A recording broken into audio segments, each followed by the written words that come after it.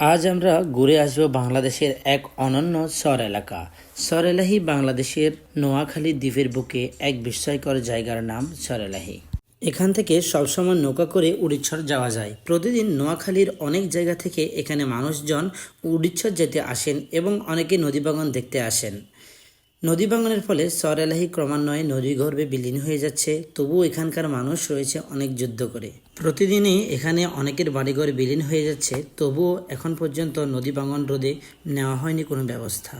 এভাবে চলতে থাকলে চরএলাহি বাজারও নদীতে বিলীন হয়ে যাওয়ার সম্ভাবনা রয়েছে। আমরা এখন আছি চরএলাহি ঘাটের ঠিক নিচের প্রান্তে। এখান থেকে দেখুন, মনে হচ্ছে যেন একটা পাহাড়ের নিচে আমরা দাঁড়িয়ে আছি। এইভাবে করে ভাঙতেছে বিস্তীর্ণ এলাকা, ফসলি জমি, ক্ষেত খামার, বাড়িঘর সবই মিশে যাচ্ছে নদীতে।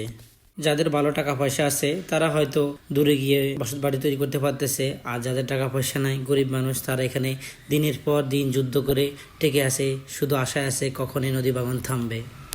যারা এখানে নদী ভাঙন দেখতে আসেন তারা ঠিক এখানেই অবস্থান করেন। দেখুন এখানের অবস্থা, দেখতে থাকুন।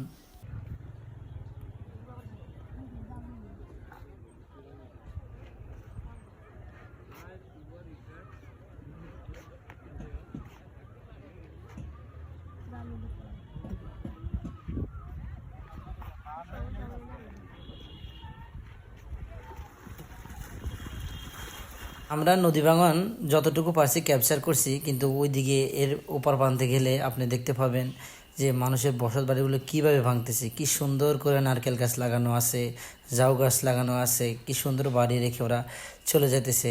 প্রতিদিন কেউ না কেউ এখান থেকে চলে যাচ্ছে নতুন গন্তব্যস্থানে। নিজের বসত বাড়ি ছেড়ে যাওয়া যে কত কষ্টের, সেটা শুধু যে যায় সে বুঝে এটা যে কত পরিমাণ কষ্ট।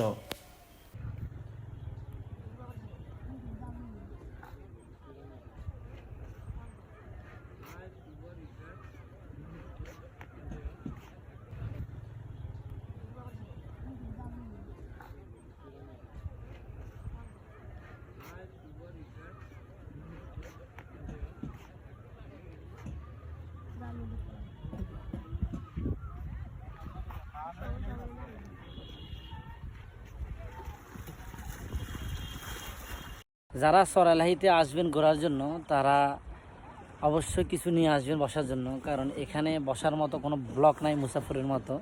এখানে যারা আছে সবাই দাঁড়ায় দাঁড়ায় আছে, তো যেহেতু দাঁড়ায় অনেকক্ষণ থাকতে হয়, এই জন্য ভ্রমণের আনন্দটা নষ্ট হয়ে যায়। তো আমার সাথে যদি চ্যাংরা আছে, কাপি ভাই আছে, তো ওদেরকে বলছে যে একটা কিছু তুলে লিছে। এখন আমরা আরামসে বসে রয়েছি, সবাই দাঁড়ায় দাঁড়ায় রয়েছি। সেই ফিল বসে থাকলে ফিলটা সেই।